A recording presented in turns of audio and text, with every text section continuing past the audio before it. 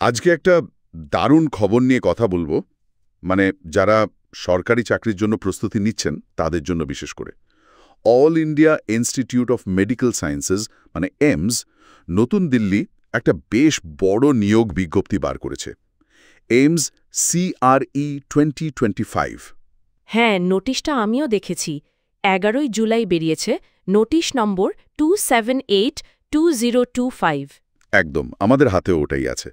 তো আজকের আলোচনায় আমরা চেষ্টা করব এই যে 3500 একটা গ্রুপ বি আর সি পদের নিয়োগ, এর জরুরি তথ্যগুলো একটু সহজ করে বলতে। যাতে যারা যোগ্য প্রার্থী তারা সুযোগটা ঠিকঠাক কাজে লাগাতে পারেন। ঠিক, চলুন তাহলে একটু ডিটেলসে ঢোকা যাক। এই যে কমন রিক্রুটমেন্ট এক্সামিনেশন মানে CRE 2025, এর মাধ্যমে কিন্তু শুধু দিল্লি এইমস নয়। না, শুধু দিল্লি না, দেশের অন্যান্য এইমস আর কিছু কেন্দ্রীয় সরকারি স্বাস্থ্য প্রতিষ্ঠানেও লোক নেওয়া হবে। হ্যাঁ, মোট 3500 একটা নন ফ্যাকাল্টি পদ। আর আবেদনের শেষ তারিখটা মনে রাখা দরকারি, 31শে জুলাই 2025। ঠিক, সময় কিন্তু খুব বেশি নেই আর। একদমই তাই। আর সবচেয়ে ইন্টারেস্টিং ব্যাপার হলো, মানে পদের কি দারুণ ভ্যারাইটি, অনেক রকমের অপশন আছে প্রার্থীদের জন্য। হ্যাঁ, সেটাই দেখছিলাম। কি কি আছে একটু বলবেন? ধরুন, অ্যাসিস্ট্যান্ট ডায়েটিশিয়ান আছে, ফার্মাসিস্ট আছে, বিভিন্ন ধরনের ইঞ্জিনিয়ার, জুনিয়র অ্যাসিস্ট্যান্ট, আচ্ছা, অফিস অ্যাসিস্ট্যান্ট মানে যেটা আপার ডিভিশন ক্লার্ক বা UDC, ওই পদেই তো 702 ভ্যাকেন্সি। ওহ, 702! এটা তো বেশ বড় সংখ্যা। হ্যাঁ, আবার ধরুন জুনিয়র মেডিকেল ল্যাব টেকনোলজিস্ট 371টা পদ, ফার্মাসিস্ট সব গ্রেড মিলিয়ে 311 জন, বাহ, স্টেনোগ্রাফার 221 জন, এমনকি হসপিটাল অ্যাটেন্ডেন্ট, মাল্টিটাস্কিং স্টাফ, এই ধরনের পদও কিন্তু আছে। তার মানে সুযোগটা বেশ বেশ বিস্তৃত, তাই না? একদম, বিভিন্ন স্তরের কাজের সুযোগ। আর যোগ্যতার দিক থেকেও তো শুনলাম বেশ ভ্যারাইটি আছে। হ্যাঁ, সেটাও একটা বড় ব্যাপার, মানে ক্লাস 10 পাস থেকে শুরু। শুধু 10 পাস? হ্যাঁ, কিছু পদের জন্য। তারপর 12 পাস, ITI, ডিপ্লোমা, গ্র্যাজুয়েশন মানে BA, BSc, BCom। আচ্ছা।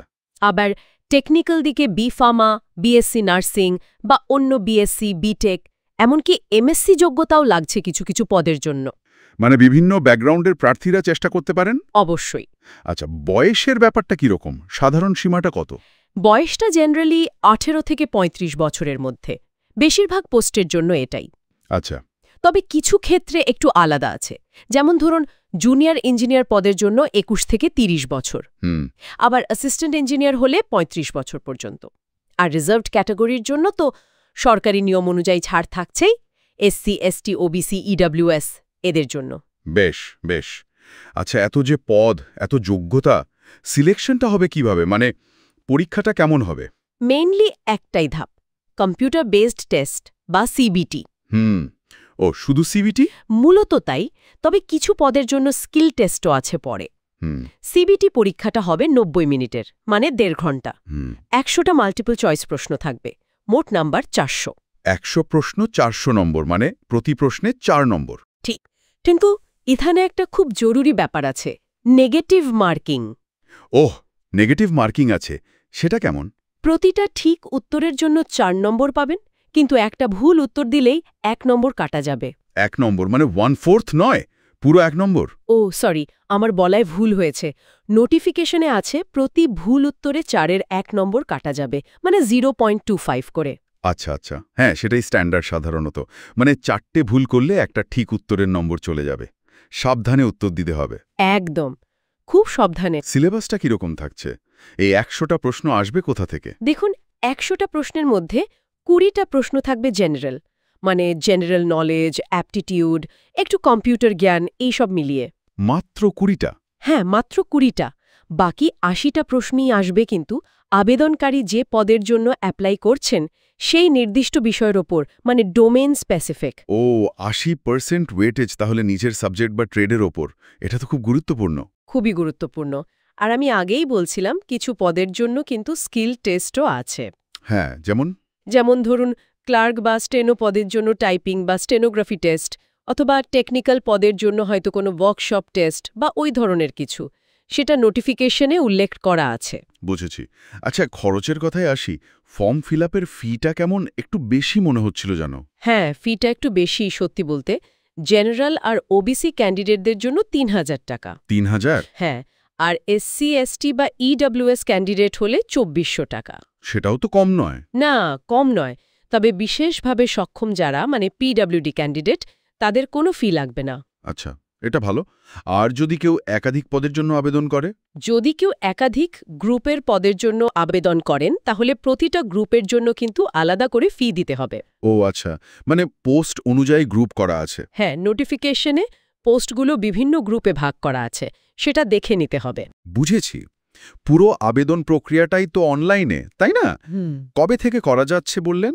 হ্যাঁ, সম্পূর্ণ অনলাইন।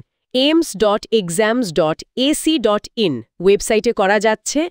১২ জুলাই সকাল ১০টা থেকে শুরু হয়ে গেছে। আর শেষ হচ্ছে ৩১ জুলাই বিকেল ৫টায়। মনে রাখতে হবে বিকেল ৫টা, কিন্তু রাত ১২টা নয়। একদম। তবে আমার একটা স্ট্রং সাজেশন থাকবে, আবেদন করার আগে নোটিফিকেশনটা যেন সবাই খুব ভালো করে খুঁটিয়ে পড়ে নেন। নিজের যোগ্যতা, বয়স, পদের শর্ত সব মিলিয়ে নেওয়াটা খুব জরুরি। ঠিক। তাড়াহুড়ো করে ভুল করার থেকে সময় নিয়ে দেখে করা ভালো। অবশ্যই। আবেদনের স্ট্যাটাসটা জানা যাবে ৭ই আগস্ট থেকে। আর পরীক্ষা হওয়ার সম্ভাব্য তারিখও দিয়ে দিয়েছে ওরা। ও তাই? কবে নাগাদ? ২৫ আর ২৬শে আগস্ট ২০২৫। মানে হাতে কিন্তু প্রস্তুতির জন্য খুব বেশি সময় নেই। অগাস্টের শেষে পরীক্ষা, মানে এখন থেকেই জোর কদমে লাগতে হবে। একদম। তাহলে সবটা যদি একটু গুছিয়ে বলি, এইমস সিআরই ২০২৫ একটা বিরাট সুযোগ। ৩,৫০১টা পদ, গ্রুপ বি আর সি মিলিয়ে। ফিটা একটু বেশি, তবে পিডব্লিউডিদের লাগবে না। ঠিক। মোদ্দা কথা, সুযোগটা বড়, কিন্তু কম্পিটিশনও হবে। আর প্রস্তুতিটা স্ট্র্যাটেজিক্যালি নিতে হবে। অবশ্যই। ভারতের স্বাস্থ্য পরিকাঠামোতে এটা একটা বড় নিয়োগ। মানে বিভিন্ন স্তরে কর্মী ঢুকবে। নানা ধরনের কোয়ালিফিকেশন আর অভিজ্ঞতার প্রার্থীদের জন্য এটা একটা বড় সুযোগ তো বটেই। সবশেষে একটা প্রশ্ন মনে আসছে, যেটা নিয়ে প্রার্থীরা হয়তো একটু ভাবতে পারেন। বলুন।